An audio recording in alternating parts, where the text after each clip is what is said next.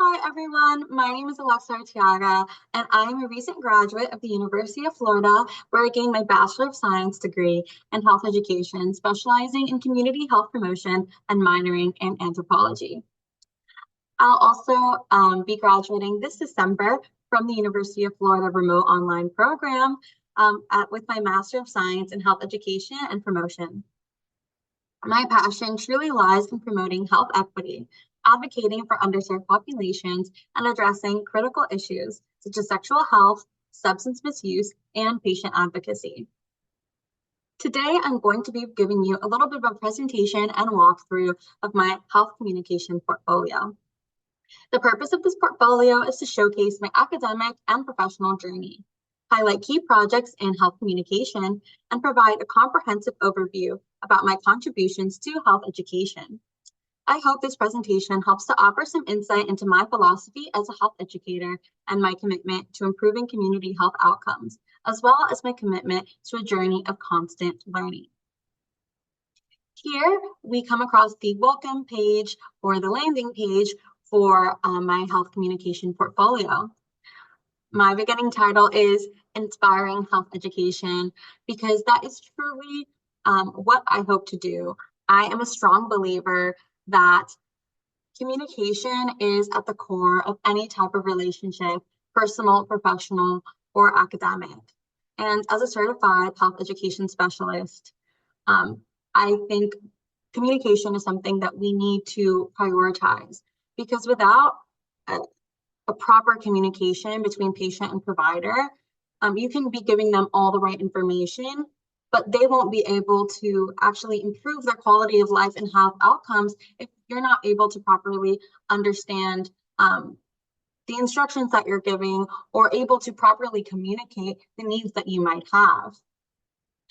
And so for this reason, I am really excited to share some of my work that helps to demonstrate my expertise in facilitating communication with a diverse array of audiences, including both patients and providers across multiple media platforms. So with that being said, let's jump right into my About Me section. So you can just get a little bit of a better idea of who I am and what exactly this work in health communication means to me. So as I said, I'm a current graduate student gaining my Master of Science in Health Education from the University of Florida College of Health and Human Performance. With my passion for community health promotion, I combine academic training, global health experiences, and professional practice to develop a culturally competent, evidence-based health communication strategy. My work focuses on empowering diverse populations through education, advocacy, and accessible health programs.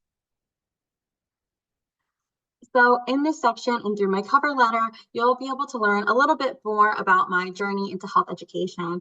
I actually first discovered my passion for health education through a personal and family health course during my undergraduate studies, which sparked a desire to address the health disparities I observed in my own community as a Hispanic American. My whole philosophy regarding health education and health communication really centers on creating culturally relevant health programs that help to address diverse populations' unique needs. This About Me section also helps to highlight my belief in the importance of evaluating community needs and implementing sustainable interventions that improve health outcomes in the long run. In addition, I have my resume. In my resume section, you'll find a detailed overview of my professional and academic experiences.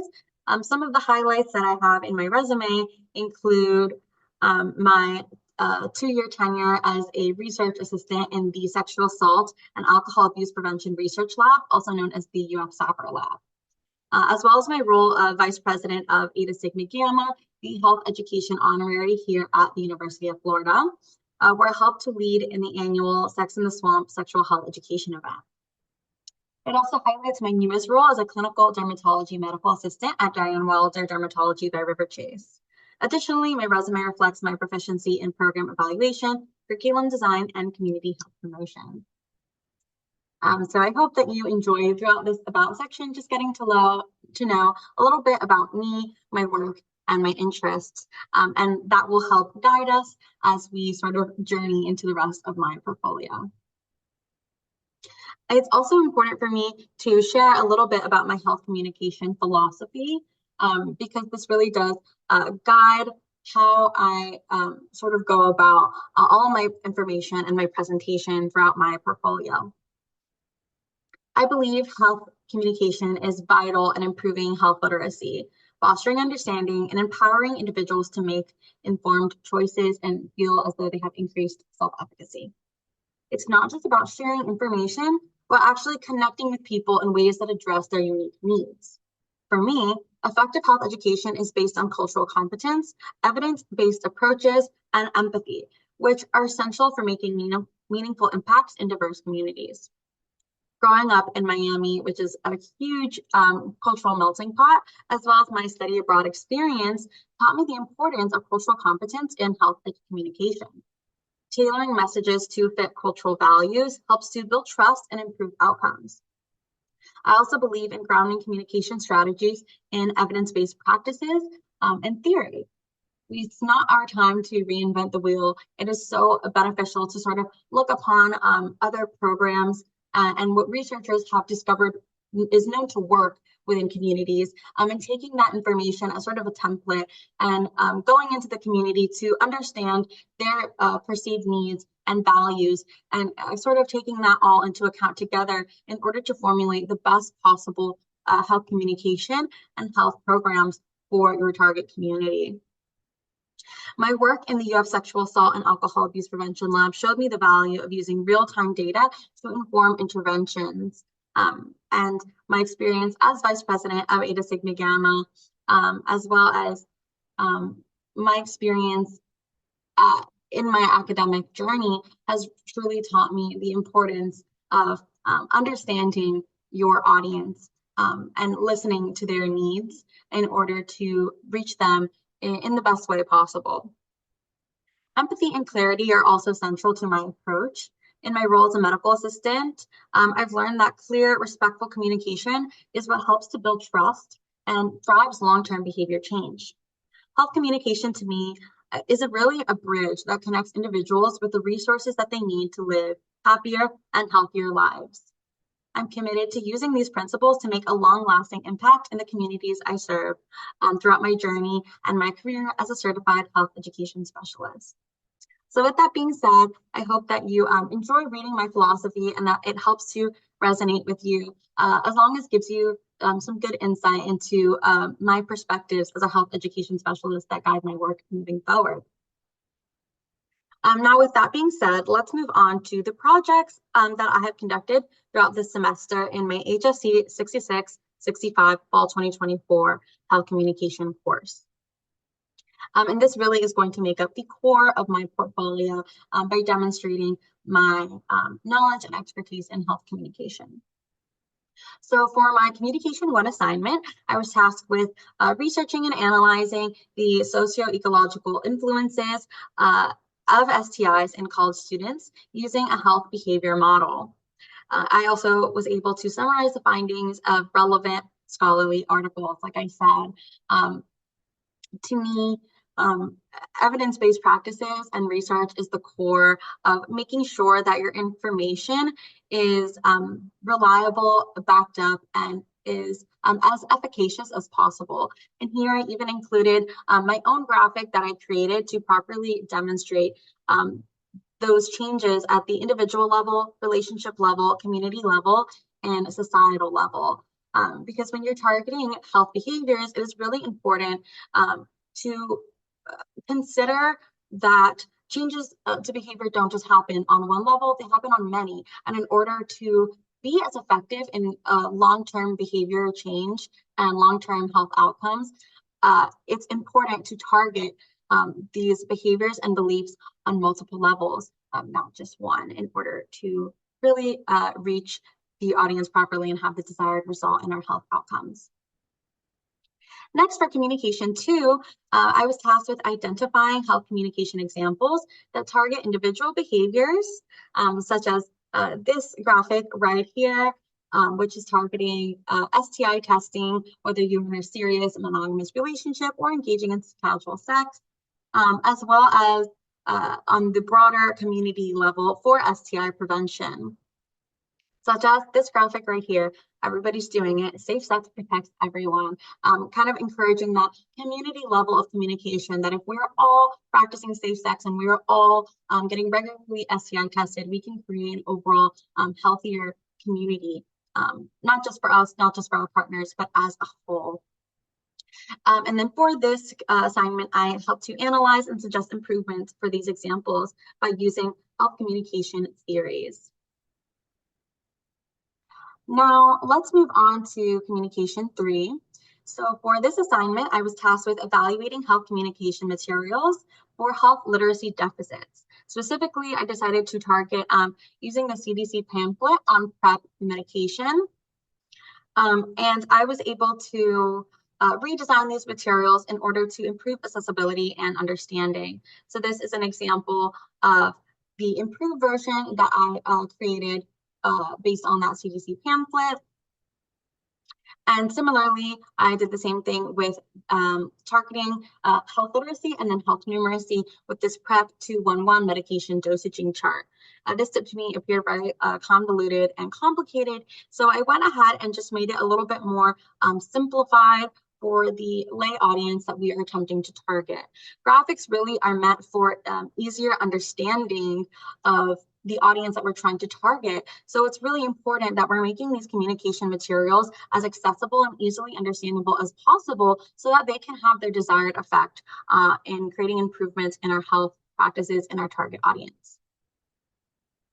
Now for communication 4 assignment, I was tasked with applying the health belief model to a health communication initiative focusing on condom use and STI prevention in college students.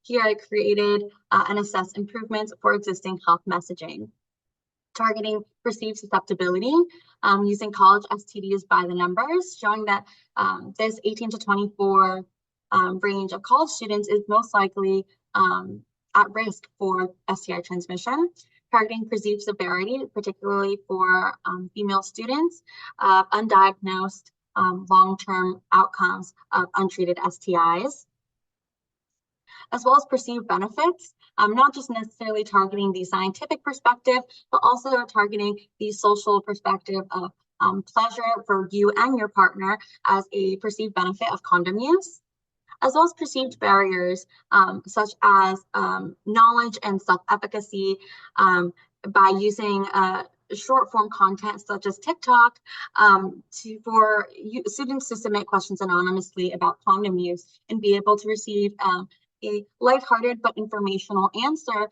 that helps them to use these preventative measures properly in order to get their best outcomes, as well as using cues to action by utilizing condom vending machines around campus, especially near dorms, so that students are more likely to engage in safe sex practices by reducing inconvenience of using condoms, especially at the point of decision making.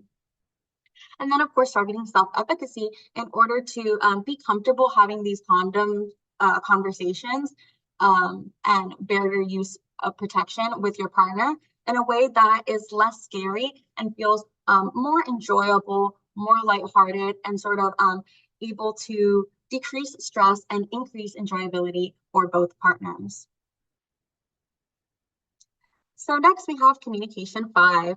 In communication 5, we're using McGuire's hierarchy of effects to create a health communication message targeting mental health among college students.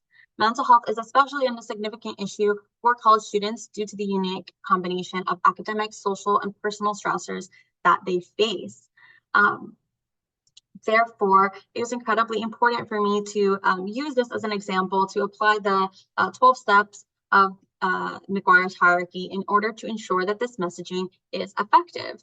So this includes getting and maintaining audience attention, putting our strongest points first, keeping the message clear, concise, and direct, making action reasonably easy, including the effective use of incentives, including evidence for threats and benefits, making sure that the information is perceived as reliable and credible, yet also believable and realistic, utilizing the appropriate tone and appropriate appeal for students, and of course, avoiding stigmatization and making sure that there's no harm or offense caused by our messaging.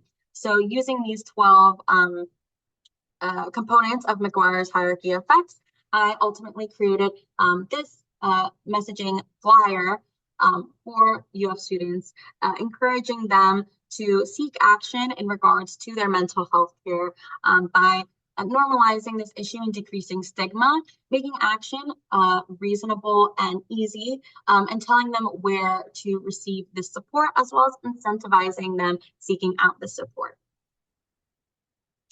So next, I will go into our Communication 6 assignment, in which I was tasked to conduct a literature review on a health issue. I chose to dive into the topic of sexually transmitted infections within the United States, and particularly within the target audience of undergraduate students at the University of Florida. After conducting this literature review, I was able to develop an overall health communication message and create 3 distinct messages tailored to different audience segments.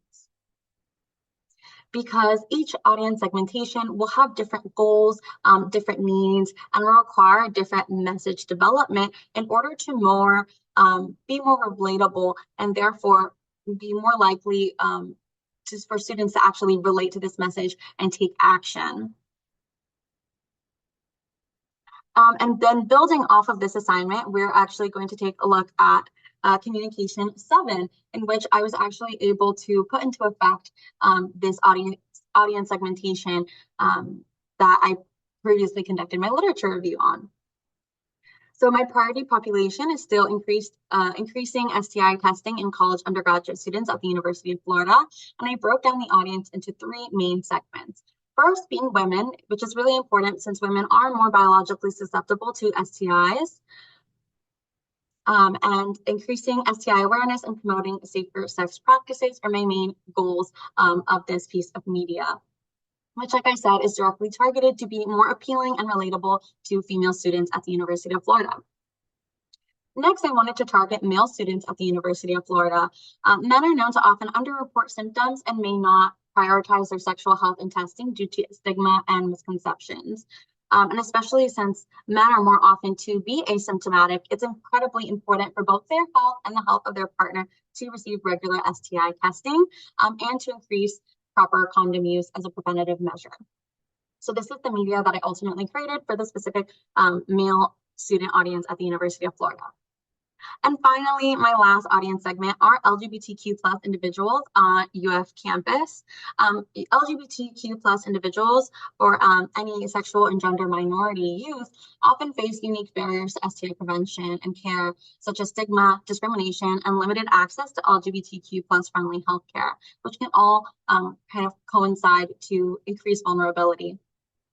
So this is the specific media I created for LGBTQ+ students at UF to promote access to testing and LGBTQ+ friendly resources, as well as to encourage open conversations about sexual health and decrease stigmatization, especially in these sexual orientation and gender minority communities.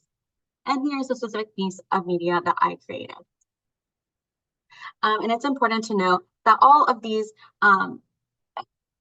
customized and audience segmented tailored messaging is really to help increase relatability and to have better outreach in order to encourage positive health behavior change and therefore lead to increased improved health outcomes for all students. So next, for my Communication 8 assignment, I was tasked with designing a logic model for a health education program aimed at increasing STI awareness and testing among college students. I outlined the resources, activities, outputs, and outcomes of the program using this logic model that I designed. And some of these inputs include funding sources, staff, partners, space, materials, and equipment. And logic models are often used in the program planning stages in order to sort of better see how all of your inputs, activities, outputs, short, mid, and long-term outcomes all directly coincide with one another, which helps to make sure that you are on track, that you have all the necessary things that you need to create the desired outcome, and making sure that each input directly corresponds with the outcomes that you're hoping to achieve, and that all the activities are directly geared at producing a certain outcome. So now we're going to move on to communication 9. And for this assignment, I was tasked with practicing and improving disclosure delivery for a healthcare scenario, such as delivering bad news to a family, and using communication strategies to improve interpersonal healthcare communication. The scenario I chose to respond to is disclosure immediately after the event to the patient's family. And this is something that's really difficult because you need to create a balance of empathy and humanity, as well as clear, concise, and simple delivery. Understanding that you have to be the bearer of bad news to the patient and their family, and that there's a heightened emotional response during these times. So they might struggle with fully understanding what you're communicating, and you want to make sure that they understand the details as much as possible and feel open and free to ask questions, but at the same time are being sensitive to the emotional state of the patient and their family. And this is something that I regularly have to practice and hone in on this skill as a medical assistant, oftentimes having to be the person to deliver important health prognoses and explain treatment in a way that the patient understands. And be there and available to answer any questions that they have, and maintaining that patience and empathy while also not letting my own personal emotions be involved, and make sure that my messaging is very clear and concise, especially when having to deliver more heavy health information. So now we're going to move on to communication assignment 10, in which I was tasked with creating health communication materials for a grade school based on the School Health Index. I chose to focus on the two areas of physical activity and physical education and nutrition. While also considering the demographics of the student population, I chose to focus on the school Ruth K. Broad Bay Harbor K-8 Center, which is a school located in Bay Harbor Islands, my local school, and actually the school that my mother is a teacher at. This school serves a very diverse population of students from a variety of cultural backgrounds, including a large Jewish community. So for my physical activity area of focus, I wanted to create an initiative that integrates a brain breaks bulletin that's changed monthly or weekly, and encourages some simple guided physical activities such as stretches, dance moves, or yoga poses, with visual instructions for students and teachers to follow. This will sort of allow them to incorporate small bouts of physical activity throughout the day, as well as create some fun collective movement of activity to hopefully decrease stress and increase energy, focus, and productivity levels. It was also important for me that these are something that are able to be done with all students, regardless of mobility and accessibility needs, because you can do it either standing up or even sitting down at your own desk. That way it is something that's accessible to incorporate for all students. The second area of focus was nutrition. This is a Fuel for Success poster series that could either be sent at home in folders for students and their parents to see, to keep healthy food groups and examples of healthy food options for parents as they pack their lunches, as well as posters that can be put up in the cafeteria so that students can read while they eat and be a little bit better educated about the fuel and nutrition that they're putting in their bodies. So here I listed the major food groups as well as why they are important and a few examples. And I made sure also to include the kosher symbol, as well as go away from things like pork and lean protein. That way it can be inclusive of all students' dietary needs, whether they are vegetarian, vegan, or kosher.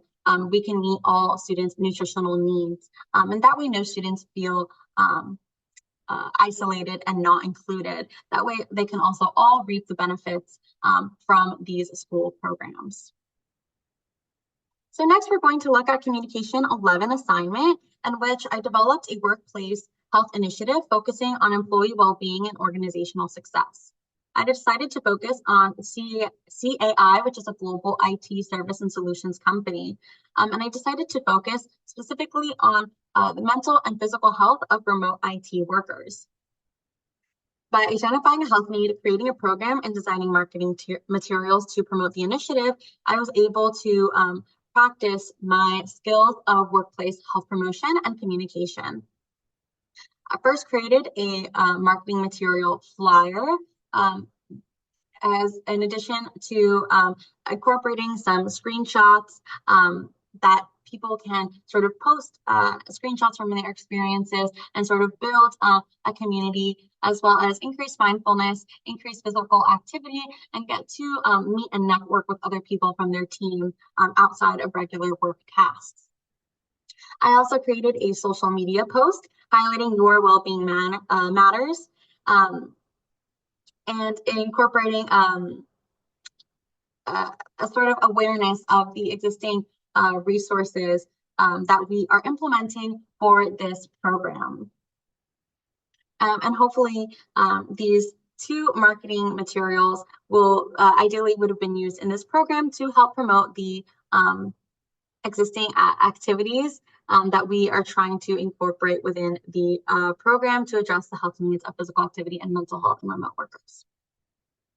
Building off of this, my Communication 12 assignment was to pitch an innovative health education initiative incorporating AI elements, focusing on how technology can enhance health education and community communication efforts. So for this assignment, I decided to focus on a program called Mindful Connect, which is an AI-powered mental wellness platform specifically designed to address the mental health needs of IT remote workers by providing personalized, on-demand mental health support, combining wellness education and interventions tailored to the unique individual's work patterns, stress levels, and preferences. In order to make these resources easier to use and actually implement into their day-to-day lives, therefore making adherence more likely. And here I directly embedded my presentation of my pitch for this Mindful Connect initiative for mental health support for remote IT workers.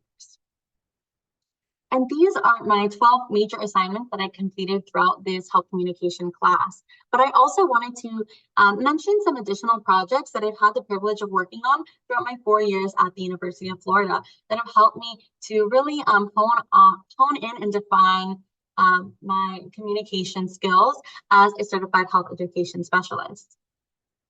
One of which is my responsibility as a key organizer and MC/host for the Eta Sigma Gamma's annual Sex in the Swamp event. This was a really great experience because I had to communicate to the various stakeholders that we had on campus, including our guest speakers and our UF Office of Student Health, as well as GatorWell.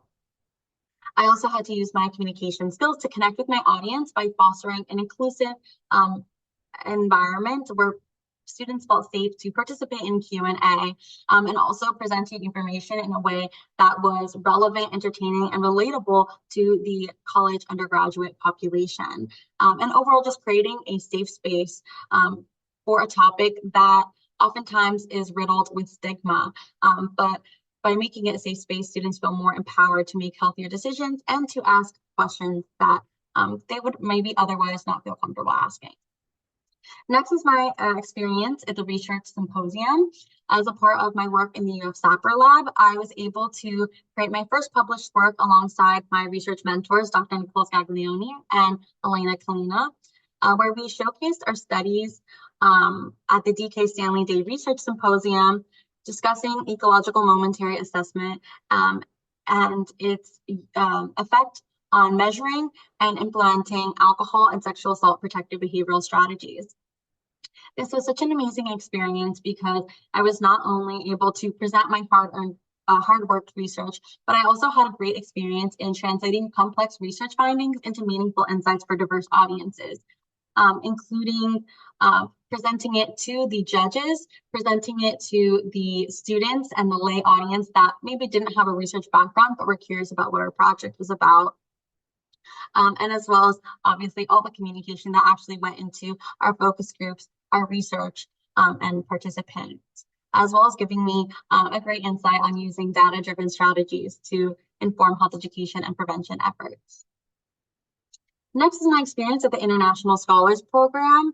I was a graduate, one of 124, as part of the University of Florida International Scholars Program through the UF Office of Global Learning and International Center.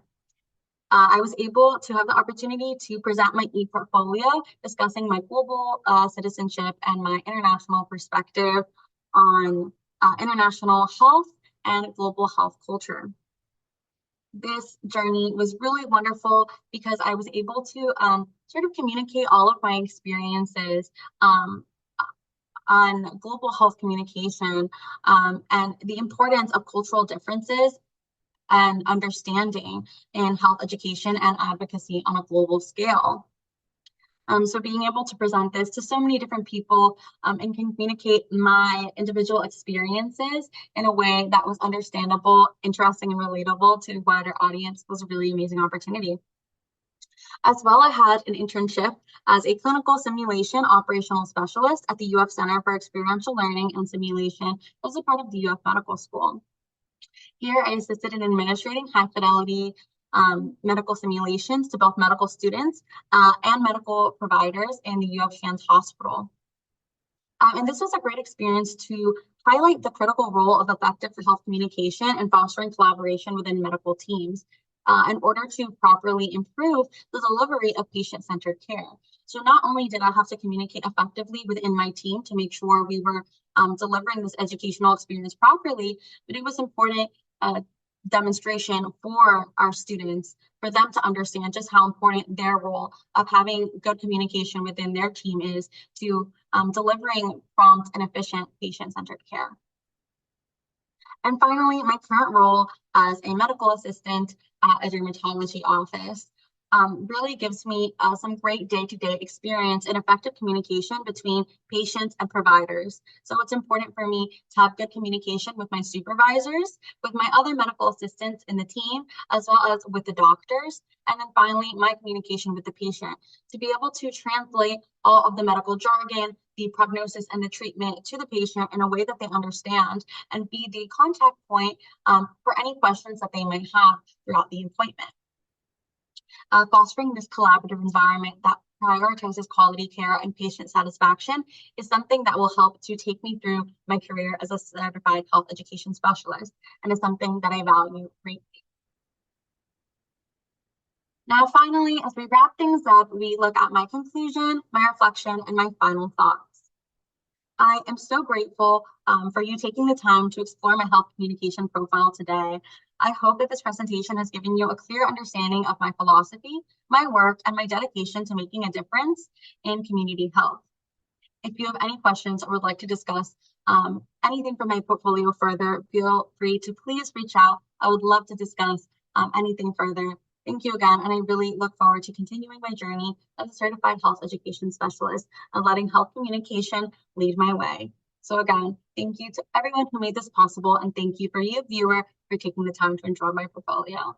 I hope you enjoyed listening a little bit more about my experiences, and I hope you always remember communication is the key to any relationships. Bye-bye, have a great day, and thank you for listening.